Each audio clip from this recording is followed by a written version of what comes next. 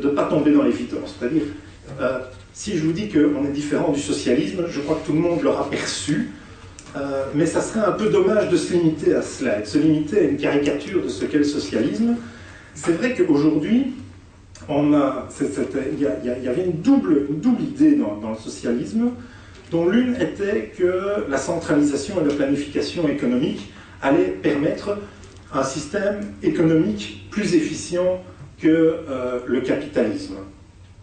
De ce point de vue-là, je crois que historiquement, on a vu que c'était totalement inefficient. Ça avait déjà été annoncé en l'absence de prix et d'un mécanisme de prix qui transfère l'information.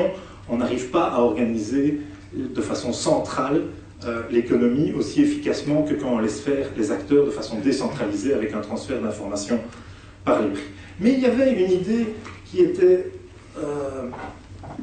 également présente dès l'origine du socialisme et qui malheureusement on l'entend beaucoup moins. Parce que malheureusement j'ai l'impression qu'au Parti socialiste en particulier, on a gardé ce qu'il y avait de pire dans l'idée socialiste et on n'a pas gardé ce qu'il y avait de bon.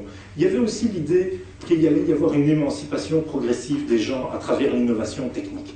Que l'innovation, que le progrès de la technique, que le progrès de la production allait permettre de créer des conditions matérielles d'émancipation de la classe ouvrière, mais je trouve que c'est un peu dommage de limiter ça à la classe ouvrière, c'est l'émancipation de tout le monde. Ça, c'est une idée, je crois, bizarrement, parce qu'on a tendance à demander si les libertariens sont d'extrême droite ou quoi, même si on se fait traiter d'extrême gauche à chaque fois qu'on parle avec un type de droite.